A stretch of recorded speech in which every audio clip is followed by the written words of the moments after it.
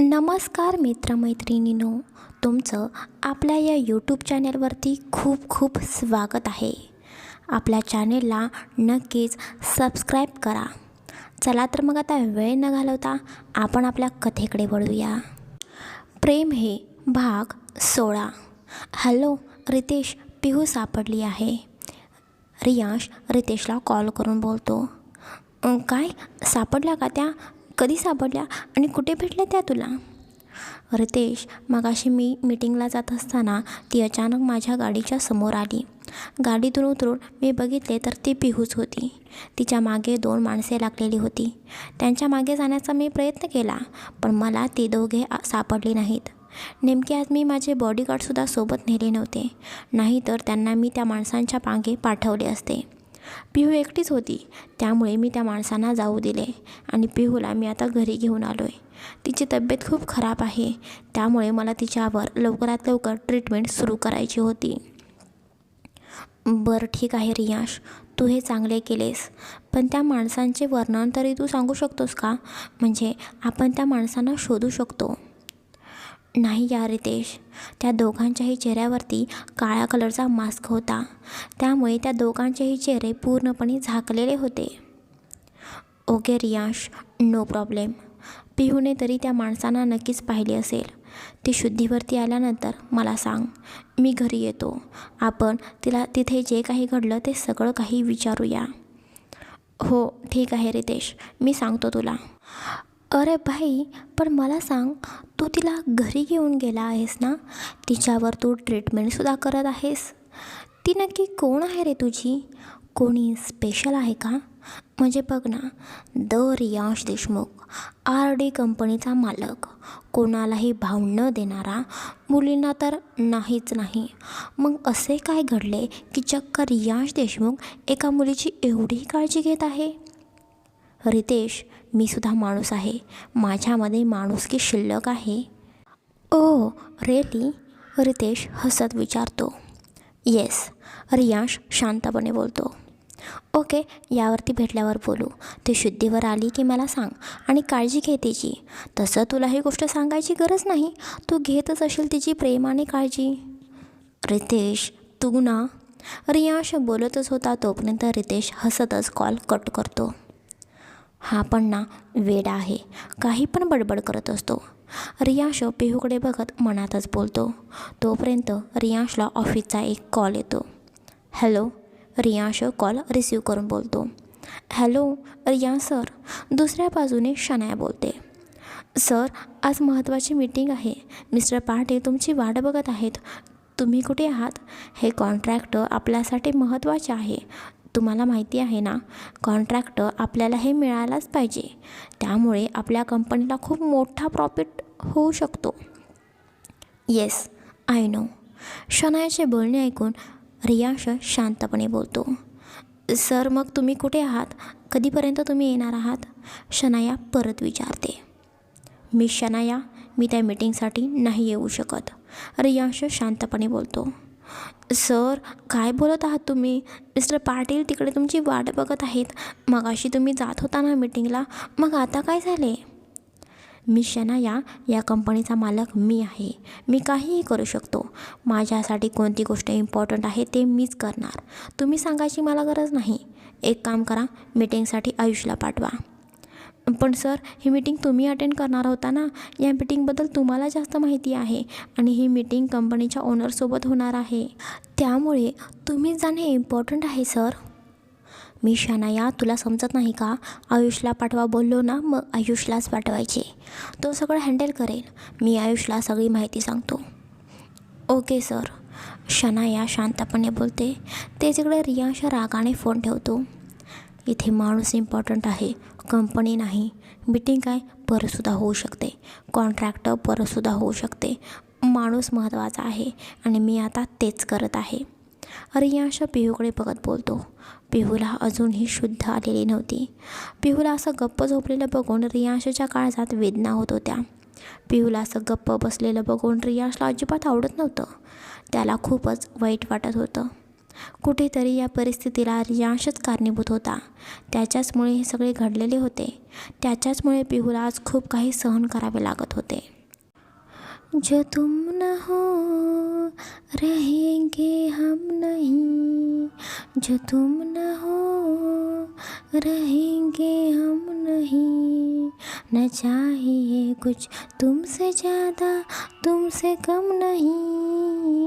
या गाण्याप्रमाणे रियांशची अवस्था झालेली होती. रियांश पिहूजवळ जाऊन बसतो.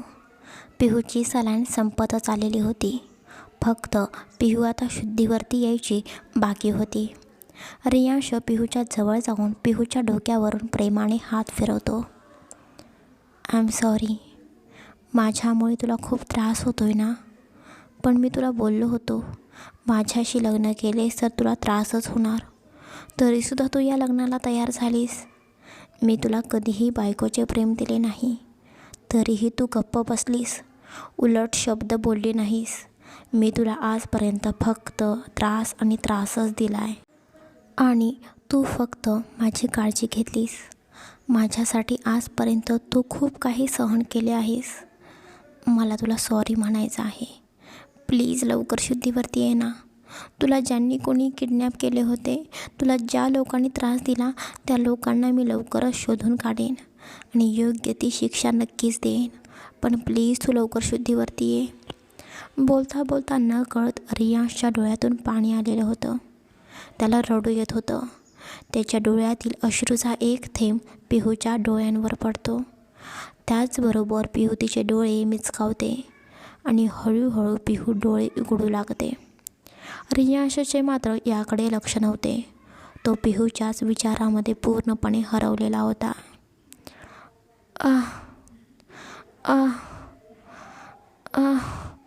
असा पिहूचा आवाज रियांशला ऐकू येतो. आवाज ऐकून रियांश पटकन भानावरती येतो. पिहू शुद्धीवरती आलेली बघून रियांशलासुद्धा खूप आनंद झालेला होता. रियांश पटकन बाजूला असलेला पाण्याचा ग्लास उचलतो आणि पिहूच्या जवळ आणतो. पिहू हळूहळू उठण्याचा प्रयत्न करत होती. थांब, तू उठू नकोस. तुझी तब्येत ठीक नाही ना. तुला पाणी पाहिजे ना. हे घे, पाणी पे थोडेसे. पिहू रियांशच्या मदतीने हळूवार उठून पाणी पिते आणि परत बेडवरती पडून राहते. रियांश खूप आनंदाने पिहूकडे बघत होता, पण पिहूच्या चेहऱ्यावरती मात्र कसलेही एक्सप्रेशन नव्हते. पिहू एकसारखे वर बघतच होती. कशी आहेस तू आता? तुझी तब्येत ठीक आहे ना? बरं वाटत आहे ना तुला? काही वाटत असेल तर मला सांग, मी लगेचच डॉक्टरांना बोलवतो. आता तुझा ताप कमी झाला आहे? तुला आणि काही त्रास होत आहे का? रियांश एकसारखं पिहूला प्रश्न विचारत होता. थांब, मी पटकन सीमाताईंना तुझ्यासाठी काहीतरी खायला बनवायला सांगतो. तू काही खाल्लं नशील ना? तुला भूक लागली असेल ना? थांब, मी लगेचच येतो. रियांश फक्त पिहूकडे बघून एकटाच बडबड करत होता आणि पिहू फक्त रियांशचे बोलणे ऐकत होती. काय झाले? तू गप्प का आहेस? रियांश शांत बसलेल्या पिहूकडे बघून विचारतो. इकडे पिहूकडे बोलण्याची ताकद नव्हती. पिहूला बोलायचे होते, पण ती बोलू शकत नव्हती. पिहू फक्त काही नाही म्हणून मान डोलावते. बरं, मी आलो लगेच. रियांश पटकन खाली जातो आणि सीमाताईंना पिहूसाठी काहीतरी खायला बनवायला सांगतो. पिहू वरती एकटी आहे या लगबगीने रियांश पटकन वरती येतो. पिहू बेडवरती अजूनही डोळे झाकून गप्प पडलेली होती. रियांश पिहूच्या जवळ जाऊन बसतो. रियांशच्या येण्याची चाहूल पिहूला लागलेली होती, त्यामुळे पिहू हळूच डोळे उघडते. रियांशला बघून पिहूला सुद्धा खूप आनंद झालेला होता. तिच्या डोळ्यातून पाणी येत होतं. अहो अहो अहो. पिहू हळू आवाजातच रियांशला हाका मारत होती. तू आता काही बोलू नकोस. तुझ्यामध्ये बोलण्याची ताकदसुद्धा राहिलेली नाही. आपण नंतर बोलूया. आता तू सुखरूप माझ्याजवळ आहेस. तुला काहीही झालेलं नाही. तू अजिबात कसलेही टेन्शन घेऊ नकोस. तू आपल्या घरात आहेस, आपल्या रूममध्ये आहेस. गप्प बस आणि थोडेसे खाऊन घे, तुला बरे वाटेल. मग तुला मेडिसिनसुद्धा घ्यायची आहेत ना, कडू कडू. रियांश तोंड वाकडं करत बोलतो. पिहूला हसवण्यासाठी रियांश कडू कडू म्हणत त्याचे तोंड वेडेवाकडे करतो आणि इकडे पिहू हलकीशी स्माईल देते आणि त्या स्माईलने इकडे रियांशच्या जीवात जीव येतो. रियांश हळूच पिहूच्या चेहऱ्यावरून हात फिरवतो आणि तिच्या डोळ्यातले पाणी त्याच्या हलक्या हाताने पुसून टाकतो. अजिबात रडायचे नाही, मी आहे ना, मी तुला काहीही होऊ देणार नाही. रियांशचे बोलणे ऐकून पिहू फक्त हो म्हणून मान हलवते. तोपर्यंत सीमाताई पिहूसाठी पटकन गरमागरम सूप बनवून आणतात. पिहूला शुद्धीवरती आलेलं बघून सीमाताईंनासुद्धा खूपच आनंद झालेला होता. पिहूताई, तुम्ही शुद्धीवरती आलात, तुम्हाला असं शुद्धीवर आलेलं बघून खूप आनंद झाला बघा. आता तुम्ही लवकर बरे व्हा. आम्हा सगळ्यांना तुमची खूप काळजी वाटत होती. तुम्ही सापडाल की नाही याची खूप चिंता लागून राहिलेली होती. रियांश सीमाताईंचे बोलणे ऐकून त्यांच्याकडे बघतो आणि बोलतो, काकू, बाद झाला तो विषय. आता ती सापडली आहे ना, मग झाली. तर या विषयावर बोलून परत तिला त्रास नको. इकडे रियांशचे बोलणे ऐकून रियांशची ती काळजी बघून पिहू आतून खूप सुखावलेली होती. रियांश आता तिची खूप काळजी घेत होता. तिला काय आवडेल, काय आवडणार नाही, तिला कशामुळे त्रास होईल, कशामुळे त्रास होणार नाही याची सगळी काही काळजी घेत होता. वय साहेब, मी पिहूताईंसाठी सूप आणले आहे. तुम्ही थोडे बाजूला होता का? मी पिहूताईंना सूप भरवते. त्यांच्या पोटात 4 घास गेले तर त्यांना बरं वाटेल. खूप अशक्त झाल्या आहेत त्या. पिहूताईंचा चेहरा पूर्ण सुकून गेलेला आहे. आता बघा मी पिहूताईंना किती खायला घालते आणि कसं गुबगुबीत करते. आईसाहेब, आजीसाहेब आल्या की त्या मलाच ओरडतील, त्यांच्या सोनीला एवढं का बारीक केलेलं आहे म्हणून. सीमाताईंचे बोलणे ऐकून रियांश बोलतो, हो काकू, आता तुम्ही हिला खूप काही खायला घाला. आता हिची तब्येत सुधारलीच पाहिजे. काकू, ते तुमच्या हातातलं सूप माझ्याकडे द्या, मी भरवतो तिला. तुम्ही हिच्यासाठी काहीतरी आणखीन खायला बनवा, तोपर्यंत हिचे सूपसुद्धा पिऊन होईल. हो साहेब, हे घ्या. सीमाताई बोलतात आणि त्यांच्या हातातील सूपचा बाऊल रियांशच्या हातामध्ये देऊन बाहेर किचनमध्ये निघून जातात. रियांश पिहूच्या बाजूला बसतो आणि बोलतो, हे घे, पटकन हे सूप पिऊन टाक, म्हणजे तुला बोलायची ताकद येईल. भूक लागली असेल ना तुला. रियांश पिहूला उठवायला मदत करतो आणि पिहूच्या पाठीमागे उशी लावून तिला बेडवरती नीट बसवतो. सूप खरं तर खूप गरम होते, त्यामुळे पिहूला ते पिताना भाजू नये म्हणून रियांश ते नीट फुंकून पिहूला पाजत होता. पिहूसुद्धा काहीच न बोलता गप्पपणे सूप पीत होते. थोड्या वेळाने पिहूच बोलते, अहो बास, मला नाही पिऊ वाटत आता मला. अगं असं कसं, थोडेच तर तू पिली आहेस, आणखीन थोडे पी, अंगात त्राण पाहिजे ना. अहो नाही, नको, प्लीज नको. बरं ठीक आहे, राहू दे, पण जेवण आणले की ते तू खायचे आहेस, त्यावेळी मला अजिबात काही सांगायचे नाही. रियांशचे बोलणे ऐकून पिहू फक्त हो म्हणून मान डोलावते. बरं चल, तुला फ्रेशसुद्धा व्हायचं असेल ना, चल उठ, फ्रेश हो. तुझे कपडे कुठे आहेत सांग मला, मी देतो आणून.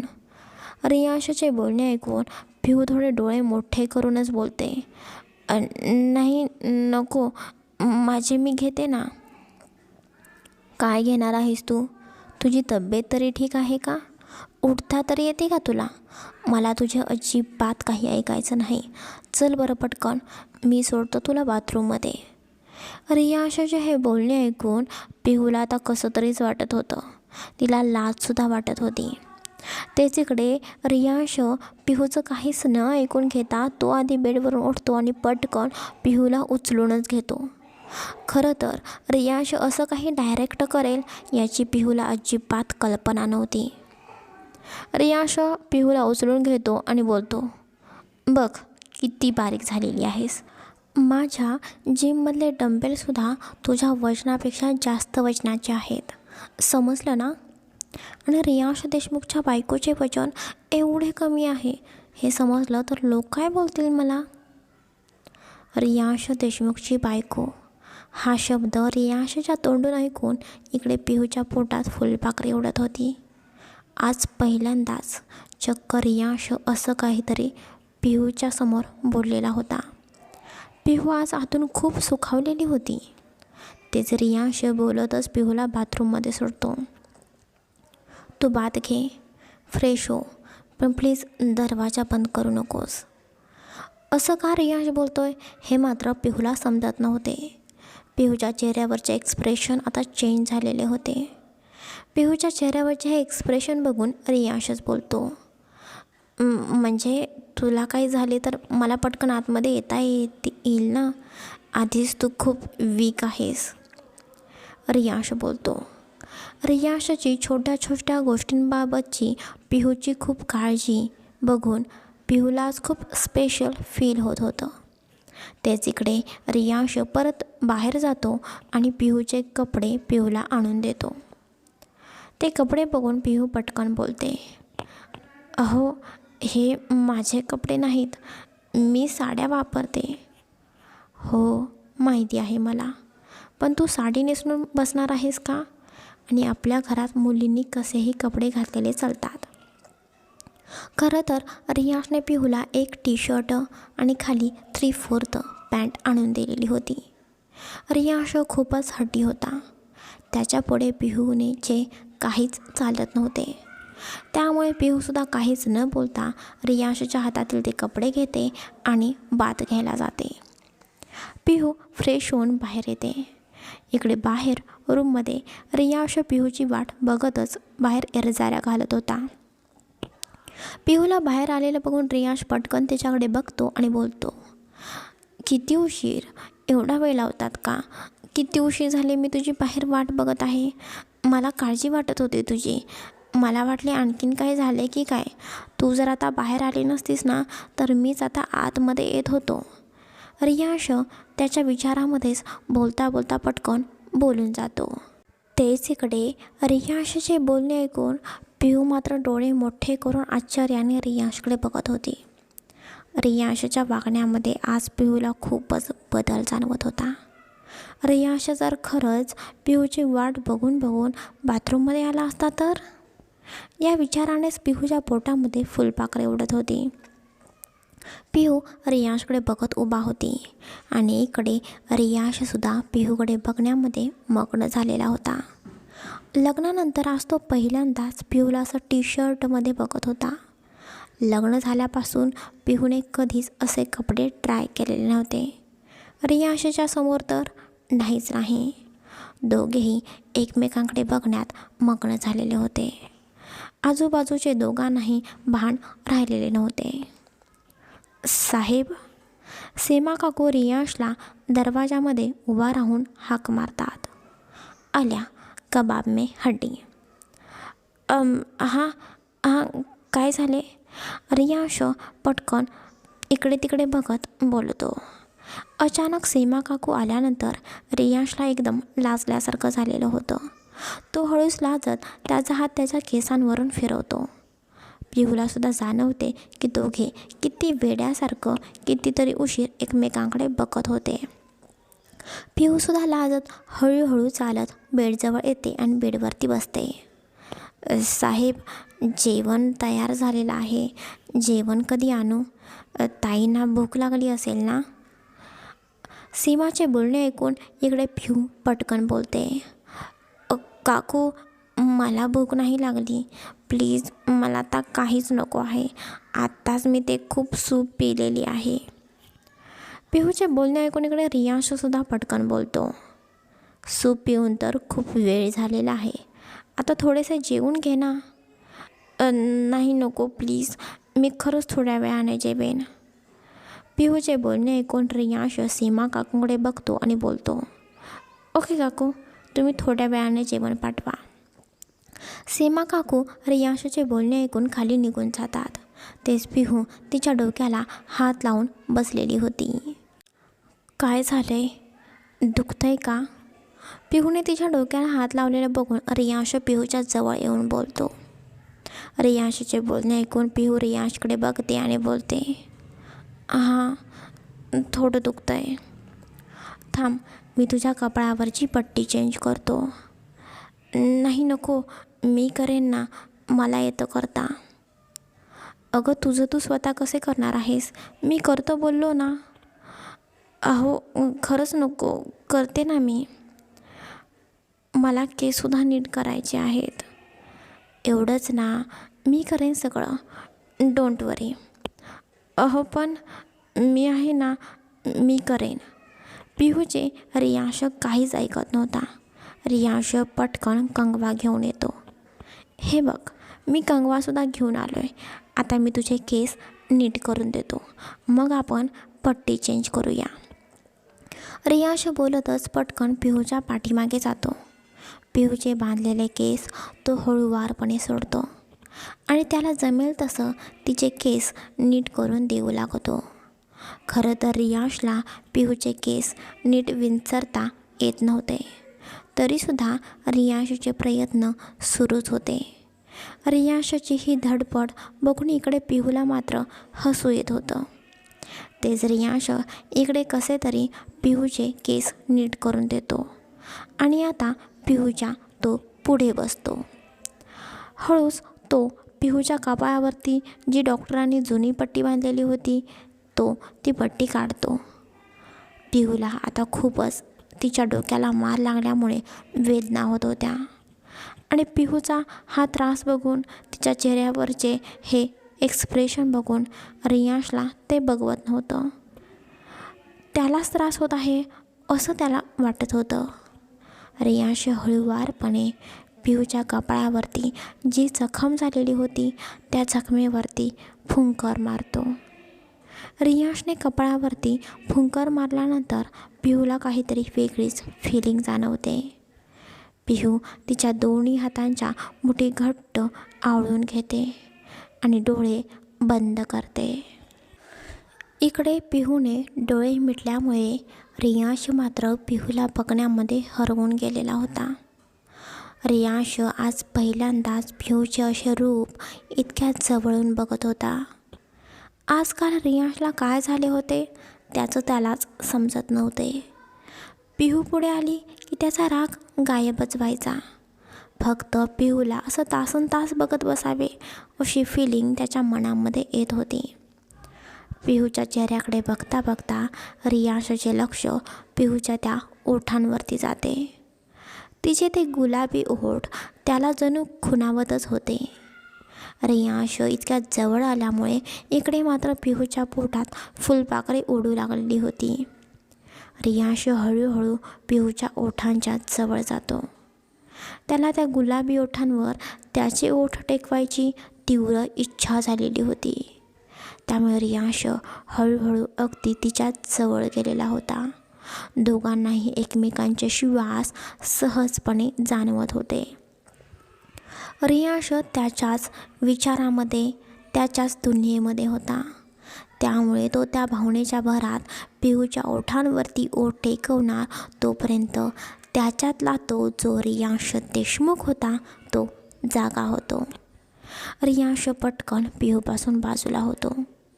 इकडे रियांश तिच्यापासून बाजूला झालेला आहे याची जाणीव पिहूलासुद्धा झालेली होती. त्यामुळे पिहूसुद्धा खडकन करून डोळे ओपन करते.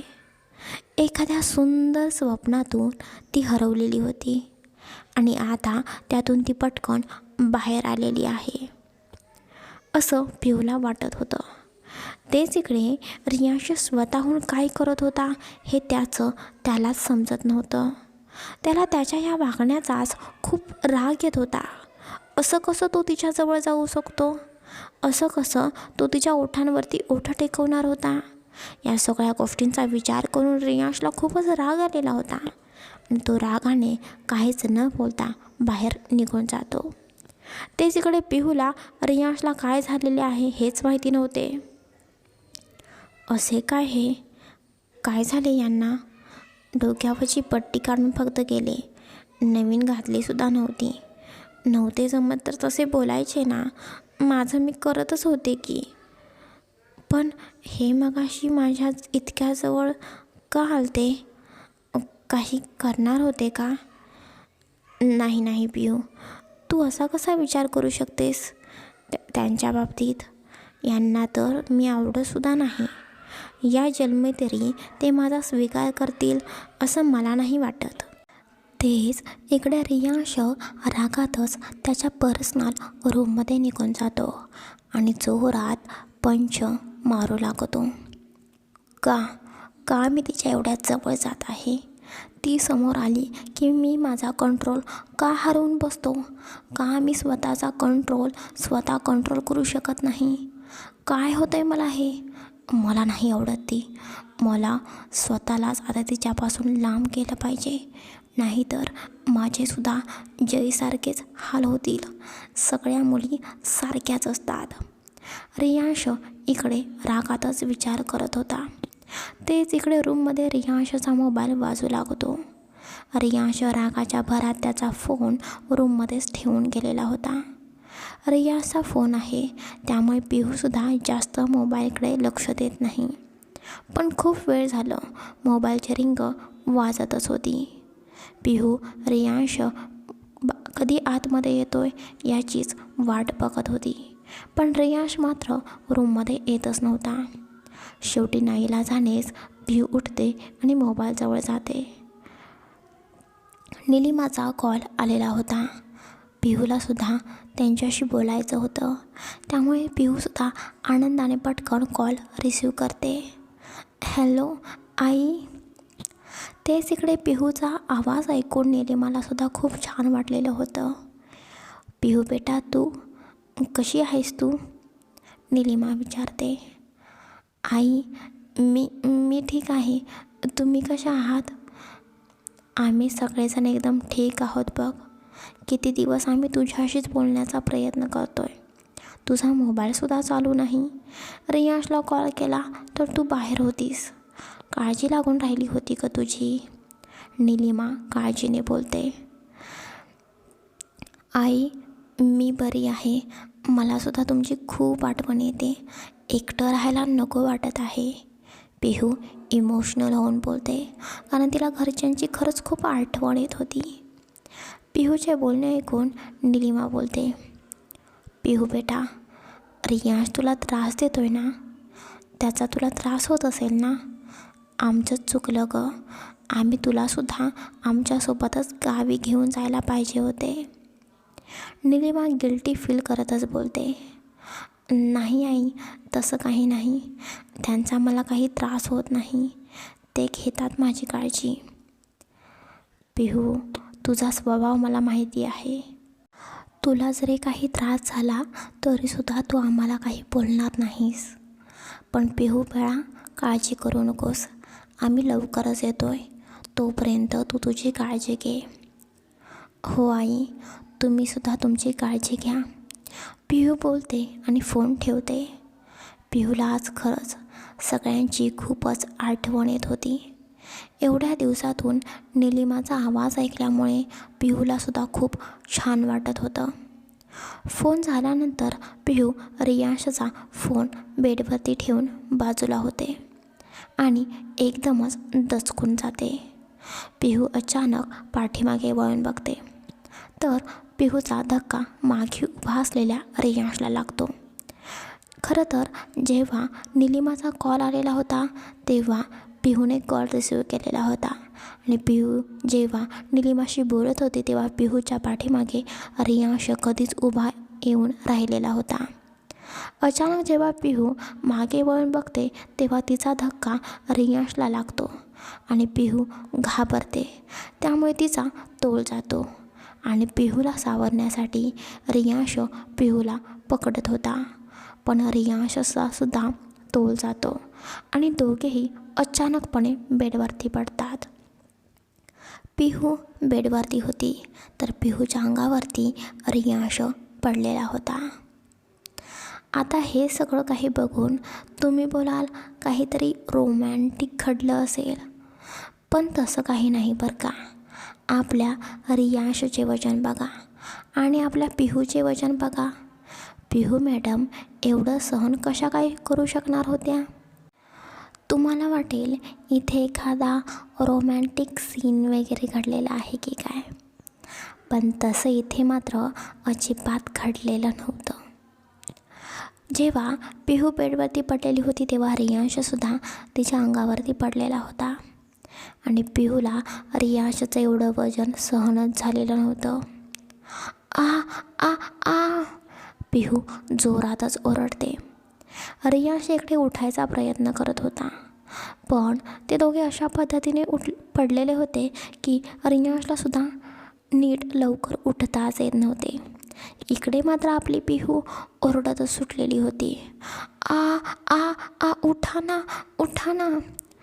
पिहूचं एवढं जोरात ओरडणं बघून रियांश पटकन पिहूच्या तोंडावरती हात ठेवतो. गप्प बस ना, उठत आहे ना मी. इकडे पिहूलासुद्धा राग आलेला होता. पिहू रागातच रियांशने तिच्या तोंडावरती जो हात ठेवलेला होता त्याच हाताला चावते. इकडे रियांशलासुद्धा हाताला चावल्यामुळे तो पटकन त्याचा हात बाजूला करतो. औच, माझा आहेस का? अशी का चावत आहेस? अहो उठा ना, दुखतंय खूप, पिहू ओरडतच बोलते. पिहूचे हे बोलणे ऐकून रियांश कसा तरी उठतो. पिहू अजूनही बेडवरतीच पडलेली होती. पिहूच्या डोळ्यातून पाणी येत होतं. एवढा मोठा रियांश अंगावरती पडल्यावर काय होणार होते बिचारेचे. एवढीशी पिहू आणि एवढा मोठा रियांश. बेकार हालत झाली होती आपल्या पिहूची. त्यात ती आजारीसुद्धा होती. तिच्या डोक्याला आणि पायाला लागले होते. रियांश घाबरून पटकन जाऊन पिहूला हात देतो आणि पिहूला उठवायला हात देतो. तो तिला मदत करू लागतो. पिहू हळूहळू उठते. तिला आता खूपच त्रास होत होता. तुला काही समजत नाही का गं? मांजरासारखी चावतेस काय तू? मग तुम्ही काय केलं? रेड्यासारखे माझ्या अंगावरती पडलात.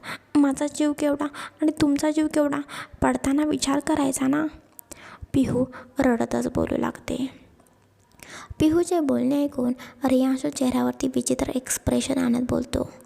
काय बोलते ही? विचार करून कोणी पडते का? चुकून पडलो होतो मी. रियांश स्वतःच्या मनाशीच बोलतो. तेच इकडे पिहू बोलते. तुम्ही ना खूप बाद आहात. असं कोणी पडतं का? खूप लागलं आहे मला. त्यात आणि तुम्हीच मला ओरडताय. चोराच्या उलट्या बोंबा. काय काय बोलते ही? चोराच्या उलट्या बोंबा मीस? रियांश मात्र पिहू नक्की काय बोलते हेच समजून घेण्याचा प्रयत्न करत होता. तेच तिकडे आज पहिल्यांदाच पिहू रडत रडत रियांशशी भांडत होती. रडून रडून तिचे डोळे गाल लाल झालेले होते. रडत रडत बोलताना पिहू एकदम लहान बाळासारखी बोलत होती आणि ती क्यूटसुद्धा दिसत होती. पिहूचा हा क्यूट चेहरा बघून रियांश तिथेच घायाळ झालेला होता. इकडे पिहू रडतच बेडवरती बसलेली होती आणि रियांशसुद्धा पिहूची अशी अवस्था बघून पटकन पिहूच्या पायाजवळ येऊन बसतो. इकडे पिहूचे दोन्ही हात तिच्या मांडीवरती होते. बिचारीला खूप त्रास होत होता.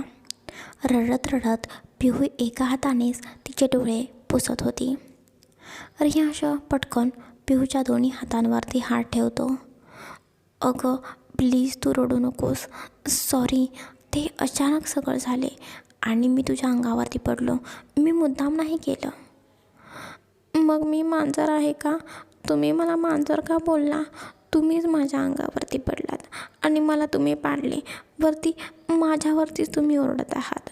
मला एवढे लागले पण तुम्ही मात्र माझी काळजी न करता मला ओरडलात. पिहू रडत रडत बोलते. तेच इकडे रियांशसुद्धा पिहूकडे बघतो आणि बोलतो. मग तू पण मला रेडा बोललीस ना? मग तुम्ही पण मला मांजर बोलला ना? पिहूचा क्यूट चेहरा बघून रियांश आधीच घायाळ झालेला होता. त्यामुळे तो सुद्धा पटकन बोलतो. ओके ओके सॉरी, मी सॉरी बोललो ना, तू प्लीज अशी रडू नकोस. रियांश उठतो आणि पिहूचे डोळे पुसतो आणि उभा राहून तिच्या बाजूला बेडवरती बसतो. पिहू अजूनही रडत होती. आता थांबव ना तुझे रडणे, सॉरी बोललो ना मी, रियांश पिहूच्या चेहऱ्याकडे बघून बोलतो. इकडे पिहूचं रडणं अजूनही सुरूच होतं. ती रडतच बोलते, माझ्या पायावर तुम्ही पडलात, माझा पाय दुखतोय. हो का, सॉरी, कुठे दुखतोय पाय बघू बरं. रियांशचे बोलणे ऐकून पिहू तिचा पाय दाखवते. पिहूचा पाय खरंच खूप सुजला होता. आधीच जेव्हा पिहू जंगलामध्ये पळत होती तेव्हा त्या जंगलामधले काटे पिहूच्या पायाला घुसलेले होते, त्यामुळे तिच्या पायाला जखम झालेली होती. आणि आता एवढा मोठा भार तिच्या पायावरती पडल्यामुळे तिचा पायच सुजलेला होता. बापरे, पाय सुजलाय तुझा, थांब मी मलम घेऊन येतो. पिहूचा सुजलेला पाय बघून रियांशसुद्धा घाबरलेला होता. त्यामुळे तो सुद्धा पटकन कपाटाजवळ जातो आणि एक मलम घेऊन परत बेडजवळ येतो. ही तुझी पॅन्ट वर घे, मलम लावू दे मला, रियांश शांतपणे पिहूकडे बघून बोलतो. पॅन्ट वर? इकडे पिहू मात्र घाबरतच बोलते, हां, त्याशिवाय कसं काय मी मलम लावणार ना, रियांश बोलतो. रियांशचे बोलणे पिहूलासुद्धा पटलेले होते. त्यामुळे पिहू थोडीशी पॅन्ट वरती घेते आणि रियांश हळूहळू तिच्या पायाला मलम लावू लागतो. तेच इकडे रियांशच्या स्पर्शाने पिहूच्या शरीरातून एक वेगळाच करंट पास होत होता. दोघेही एकमेकांपासून लांब जाण्याचा प्रयत्न करत होते. पण नियतीच्या मनात काही वेगळेच होते. नियती त्या दोघांना सारखी सारखी जवळच आणत होती. तेवढ्यात सीमाताई तिथे येतात. साहेब, मी पिहूताईंसाठी जेवण आणलं आहे, दुपारची वेळ झाली आहे, पिहूताई तुम्ही काहीतरी खाऊन घ्या. सीमाचे बोलणे ऐकून रियांशसुद्धा बोलतो, हो ना, तू आधी काहीतरी जेवून घे, भूक लागली असेल ना तुला. पिहूताई, मी तुम्हाला भरवते. साहेब, तुम्ही तुमची काही कामं असतील तर करून घ्या, सीमा बोलते. नाही नको, मला काहीच कामं नाहीत, मी आहे इथेच, उलट तुम्हीच तुमची कामं करा, रियांश पटकन सीमाताईंकडे बघून बोलतो. खरं तर रियांशलाच पिहूजवळ बसायचे होते, पण बोलणार तरी कसं तो.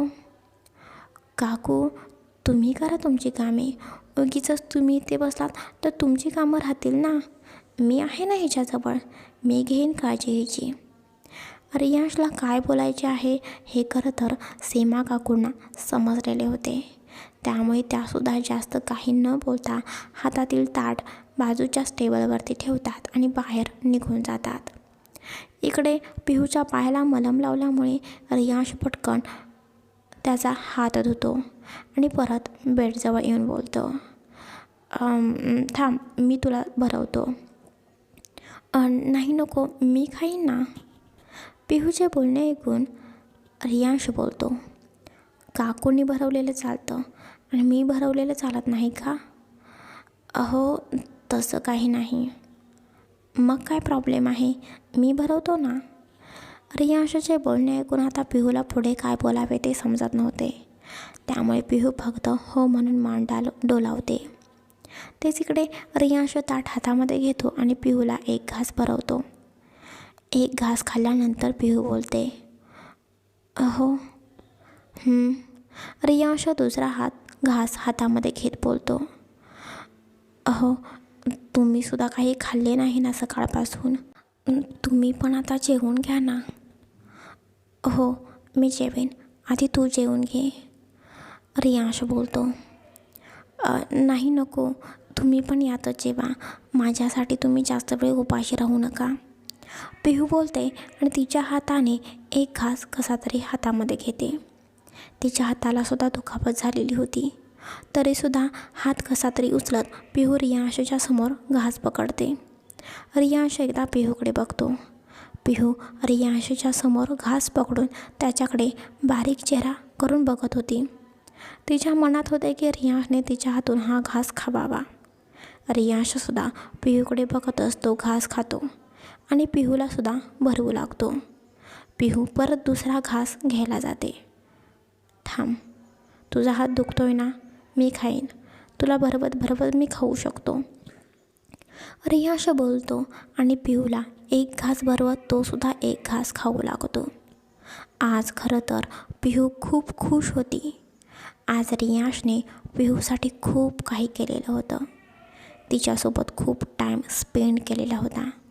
खरं तर एका बायकोची हीच एक अपेक्षा असते ना, आपल्या नवऱ्याने आपल्यासोबत बसावे, आपल्यासोबत थोडा टाईम द्यावा, आपली काळजी घ्यावी, आपल्यासोबत जेवावे. याच छोट्या छोट्या अपेक्षा खरं तर स्त्रियांच्या असतात ना. खरं सांगायचं म्हटलं तर घरची स्त्री घरातल्यांना लोकांसाठी खूप राबत असते, खूप काही करत असते.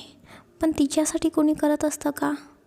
मग तिची एकच इच्छा असते की तिला नवऱ्याचे प्रेम मिळावे. तिची हेच एक अपेक्षा असते. तीच अपेक्षा आज पिहूची पूर्ण होत होती असं तिला वाटत होतं. न कळत का होईना पिहूला आज रियांशचे प्रेम मिळत होते. रियांश तिची काळजी करत होता. ते तिला खरंच खूप मनापासून आवडत होते. दोघांचेही जेवणं होतात. जेवण वगैरे झाल्यानंतर रियांश पिहूला मेडिसिन देतो. पिहू खरं तर आत्तासुद्धा मेडिसिन खायला नको नको बोलत होती. पण शेवटी रियांशच्या पुढे तिचे काही चालणारच नव्हते.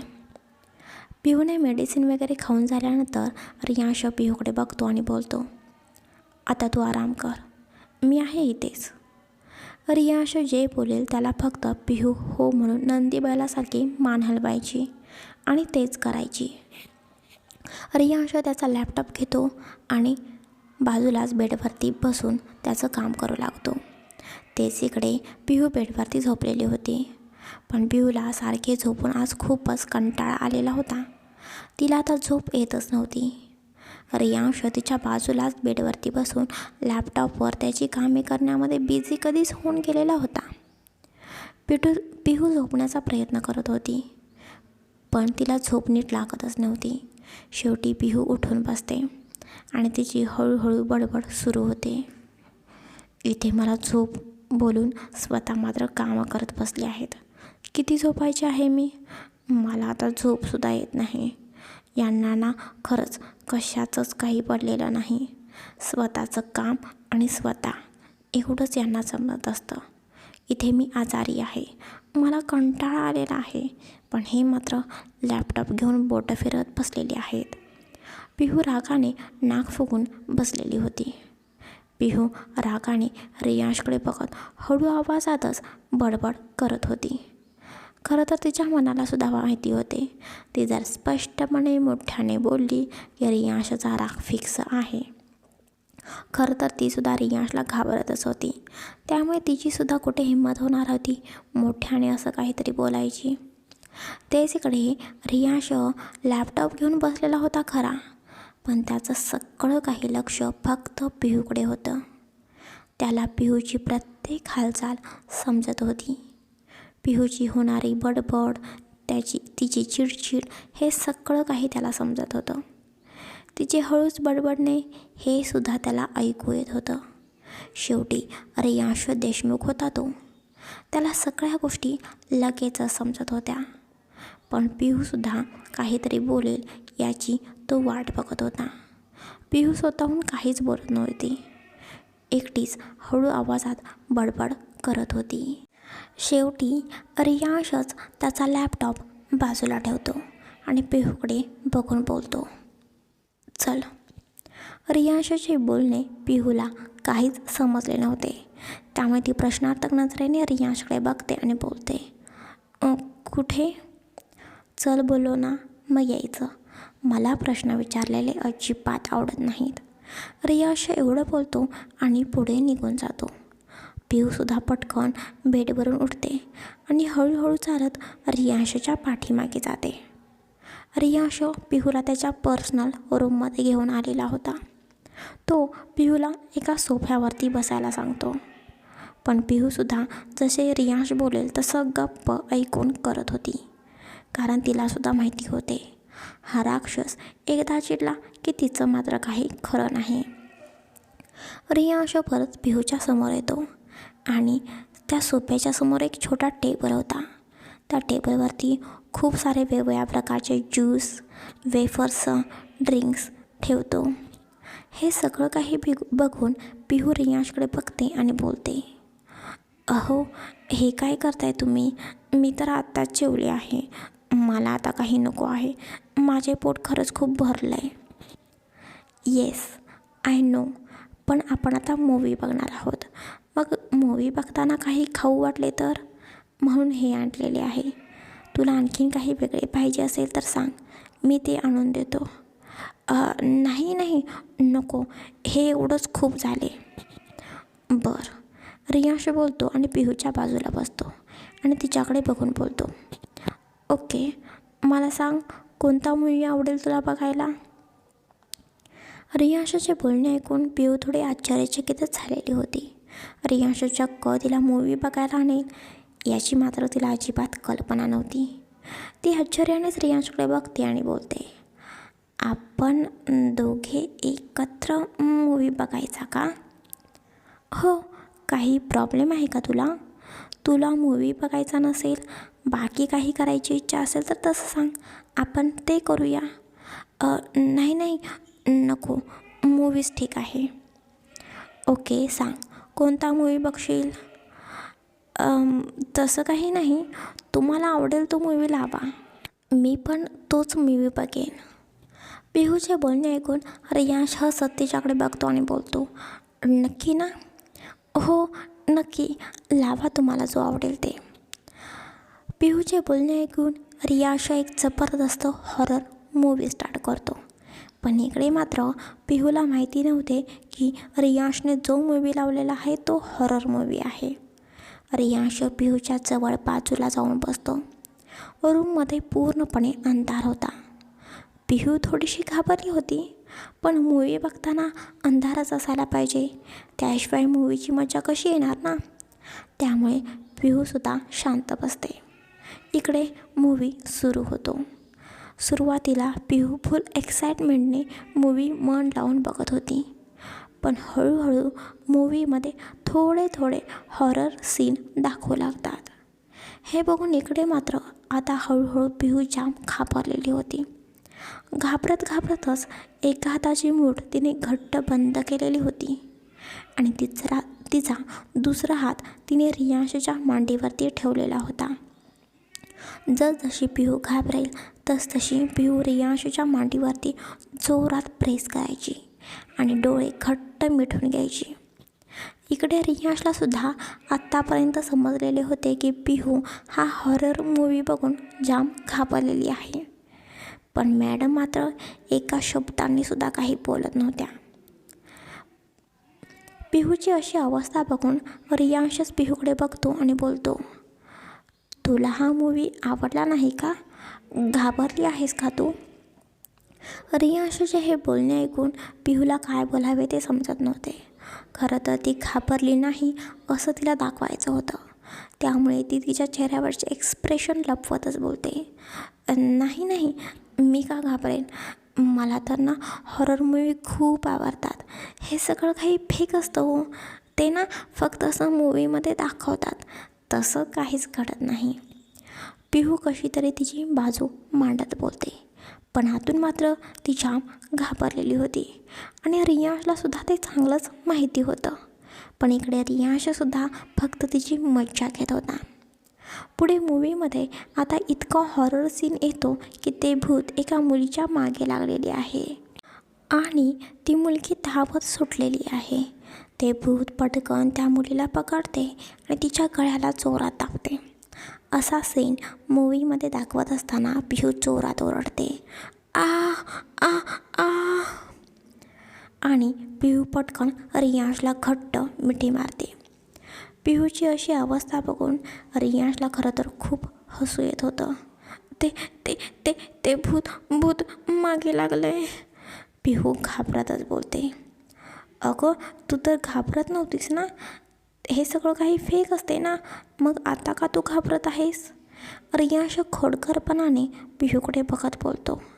नाही नाही, मी खूप घाबरते भूतांना. भूत खरंच असतं, ते मागे लागते. पिहू रडत रडत बोलू लागते. पिहूचं असं घाबरणं बघून रियांश पटकन मूवी बंद करतो. बघ, आता मी मूवी बंद केलेला आहे. आता तू घाबरू नकोस. तुला भीती वाटत होती तर सांगायची ना, मग नसता लावला मी हा मूवी. झाशीची राणी व्हायची खूप हौस होती का? इकडे पिहू मात्र अजूनही रडत होती. ती रियांशला घट्ट मिठी मारून बसलेली होती. पिहूची अशी अवस्था बघून रियांश हसतच एक पाण्याची बॉटल घेतो आणि पिहूच्या समोर पकडत बोलतो, हे घे, पाणी पी. इकडे मात्र पिहू एवढी घाबरली होती की ती पाणी प्यायलासुद्धा रियांशच्या मिठीतून बाहेर येत नव्हती. नाही, नको, मला नको आहे. तुम्ही फक्त माझ्याजवळ थांबा. हो, मी तुझ्याजवळच आहे, पण थोडे पाणी पी ना, बरे वाटेल तुला. रियांशचे बोलणे ऐकून पिहू रियांशच्या मिठीतून बाहेर येते आणि थोडे पाणी पिते आणि लगेचच रियांशला मिठी मारते. आता तर पिहू त्या टी व्हीकडे बघतसुद्धा नव्हती, इतकी पिहू घाबरलेली होती. आपण बाहेर जाऊया, म्हणजे तुझी भीती थोडी कमी होईल, रियांश पिहूकडे बघत बोलतो. तेच इकडे तरीसुद्धा पिहू रियांशच्या मिठीतून बाहेर यायचा नावच काढत नव्हती. शेवटी रियांशच पिहूला त्याच्या मजबूत हातामध्ये उचलून घेतो आणि रूममध्ये निघून जातो. पिहूने घाबरून तिचे दोन्ही हात रियांशच्या मानेभोवती घट्ट पकडलेले होते.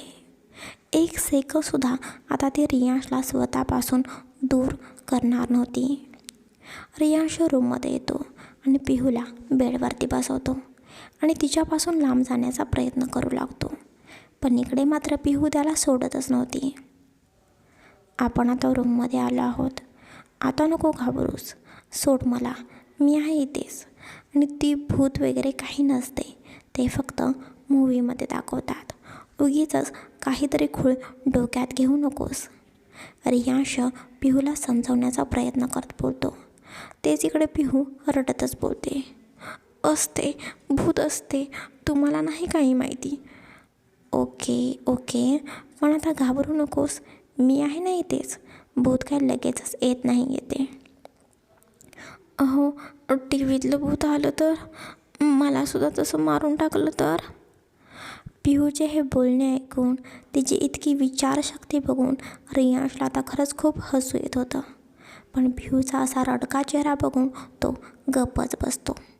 तो तिला समजावण्याचा प्रयत्न करत बोलतो, अगं, टी व्हीतून कसं भूत येईल, ते फक्त मूवी असतो, तसं खरंच काही नसतं गं. नाही हो, तुम्ही गप्प बसा, मी बघितलं आहे. मी लहान असताना एका बाईला भूत लागलं होतं, वेड्यासारखी करत होती ती. अगं, पण तू आता किती मोठी झाली आहेस, थोडा तरी मॅच्युअरपणा दाखव ना. असल्या फालतू अंधश्रद्धांवरती तू कसा काय विश्वास ठेवू शकतेस? अहो, तुम्हाला नाही काही माहिती, तुम्ही गप्प बसा. पिहू रागातच रियांशकडे बघून बोलते. आज पहिल्यांदाच रियांशच्या पुढे पुढे बोलण्याची हिंमत कोणीतरी करत होते आणि रियांशसुद्धा काहीच न बोलता पिहूचं बोलणं ऐकून घेत होता. तोपर्यंत रियांशला एक कॉल येतो. कॉल आलेला बघून रियांश त्याचा मोबाईल हातामध्ये घेतो आणि तिथून उठून जाऊ लागतो. तेवढ्यात परत पिहू रडू लागते, अहो, नका ना जाऊ, भूत येईल. पिहूचे असे बोलणे ऐकून आता मात्र रियांश त्याच्या डोक्यावरती हातच मारून घेतो. अरे देवा, करायला गेलो एक आणि झाले भलतेच. किती घाबरत आहे ही, उगीचच मी हिला मूवी दाखवला. रियांश स्वतःच्या मनाशीच विचार करत होता. तेवढ्यात परत पिहू बोलते, हो, मी इथेच आहे, 2 मिनिट थांब, मी फक्त मोबाईल घेऊन येतो. रियांश पटकन त्याचा मोबाईल घेऊन येतो आणि पिहूजवळ येऊन बसतो. पिहू लगेचच रियांशला मिठी मारून बसते. पिहूचं इतकं स्वतःहून जवळ येणं रियांशला वेगळंच काहीतरी फील करून देत होतं. तेच इकडे रियांशचा फोन अजूनही वाजत होता. रियांश एक हात पिहूच्या डोक्यावरून फिरवतो आणि प्रेमाने तिच्या डोक्यावरून हात फिरवतच राहतो आणि एका हाताने कॉल रिसीव करतो. पिहू रियांशच्या पोटाला तिचे दोन्ही हात घट्ट बांधून मिठी मारून बसलेली होती. तिला काहीही करून रियांशला स्वतःपासून अजिबात लांब जाऊ द्यायचे नव्हते, नाहीतर भूत आले असते ना. एवढी आपली पिहू खूपच घाबरलेली होती. तेच इकडे रियांश कॉल रिसीव करतो आणि बोलतो, हॅलो. तेच दुसऱ्या बाजूने शनाया बोलते, हॅलो सर, आज एक इम्पॉर्टंट मीटिंग आहे, त्या मीटिंगला खरंच तुम्ही आले पाहिजे. पिहू रियांशच्या मिठीमध्ये असल्यामुळे पिहूला कॉलवरचं सगळं काही बोलणं स्पष्टपणे ऐकू येत होतं. ते बोलणं ऐकून पिहू पटकन रियांशकडे बघते आणि नाही नाही म्हणून मान डोलावते, जसं की तिला म्हणायचं होतं की रियांशने मीटिंगसाठी यायला जमणार नाही असं बोलावं. रियांशसुद्धा पिहूच्या चेहऱ्याकडे बघत होता. तेचकडे रियांश काहीच बोलत नाही हे बघून शनाया परत बोलते, हॅलो सर, ऐकताय ना तुम्ही? हो हो समजले मला, पण ती मीटिंग आयुष अटेंड करेल ना? नो सर, या मीटिंगला खरंच तुम्ही आले पाहिजे, शनाया बोलते. ओके ओके, तुम्ही सगळं रेडी ठेवा, मी आलोच, रियांश बोलतो. तेच इकडे रियांशचे बोलणे ऐकून पिहू परत मोठ्याने रडायला सुरुवात करते. आता काय झाले? रियांश थोडासा चिडतच कॉल कट करून पिहूकडे बघून बोलतो, तुम्ही का मग हो बोलला? तुम्हाला माझ्यापेक्षा ती शनाया महत्त्वाची वाटते ना? पिहूचे बोलणे ऐकून रियांश स्वतःच्या मनाशीच बोलतो, ओ, जेलस फील होत आहे वाटतं. रियांश स्वतःच्या मनाशी बोलूनच पिहूकडे बघत बोलतो, सॉरी बट मला जावं लागेल, खरंच महत्त्वाची मीटिंग आहे आणि मी शनायासाठी नाही जात, मी मीटिंगसाठी जात आहे. पिहू रागाने रियांशच्या छातीवरती मारते. आज ती पहिल्यांदाच खूप हक्काने रियांशशी बोलत होती, रियांशशी वागत होती. रियांशलासुद्धा न कळतपणे ते कुठेतरी खूप छान वाटत होतं. तिचं असं हक्काने मिठी देणं, हक्काने बोलणे त्यालासुद्धा कुठेतरी खूप आवडू लागले होते. रियांश पिहूला स्वतःच्या मिठीतून बाजूला करतो. अजूनही पिहू रडत होती. हे बघ, माझ्याकडे बघ, प्लीज तू रडू नकोस, तू लहान आहेस का असं सारखं सारखं रडायला? रियांश बोलतच पिहूचे दोन्ही डोळे पुसतो आणि परत बोलतो, आता अजिबात रडायचं नाही, कोण भूत वगैरे येत नाही, मी लगेचच मीटिंग करून परत घरी येतो. रियांशचे बोलणे ऐकून पिहू फक्त मानेनेच हो बोलते. तेच इकडे रियांश पिहूपासून बाजूला होतो आणि त्याचं सगळं काही आवरतो. त्याचं सगळं काही आवरून तो परत जाताना पिहूच्या जवळ येतो. तेच इकडे पिहूचं अजूनही मुसमुसणं सुरूच होतं, पण रियांश ओरडतो म्हणून मॅडम काहीही न बोलता शांतपणे रडायचं काम करत होत्या. अरे देवा, इतकी कशी काय घाबरते ही? रियांश स्वतःच्या मनाशी बोलतच पिहूकडे बघतो आणि बोलतो, बरं चल, आपण एक काम करूया, तू एवढी घाबरत आहेस तर तूसुद्धा माझ्यासोबत खाली चल, सीमा काकूंजवळ तू बस, म्हणजे तुला अजिबात एकटं वाटणार नाही. रियांशचे हे बोलणे पिहूलासुद्धा पटलेले होते, त्यामुळे पिहू फक्त हो बोलते आणि रियांशसोबत तीसुद्धा खाली येते. खाली येताना रियांश पिहूकडे बघतो आणि बोलतो, हे डोळे पुस पटकन, काकूनी बघितलं तर त्या तुझ्यावरती हसतील. का? माझ्यावर का हसतील? भूतांना घाबरतेस ना तू, म्हणून हसतील. रियांश मुद्दामच पिहूला हसवण्यासाठी आणि तिला चिडवण्यासाठी बोलतो. रियांशला खरं तर त्याचं हसू अजिबात कंट्रोल होत नव्हतं. रियांशचे असे बोलणे ऐकून पिहू आणखीनच रडू लागते. पिहूचं हे रडणं बघून रियांश परत बोलतो, सॉरी, तू प्लीज रडू नकोस, तू खूप स्ट्रॉंग आहेस. रियांश हसतच बोलतो आणि दोघेही खाली येतात. रियांश काकूंना पिहूची काळजी घ्यायला सांगतो आणि मीटिंगसाठी निघून जातो. चला, आजचा भाग कसा वाटला ते भरभरून कमेंट्स करून सांगा. Thank you for watching. असंच माझ्या कथेवरती भरभरून प्रेम करत राहावा आणि नक्कीच चॅनेलला सबस्क्राईब करा, लाईक करा, शेअर करा आणि फॉलो करा. पुढचा भाग उद्या प्रकाशित होईल. Bye bye. Take care.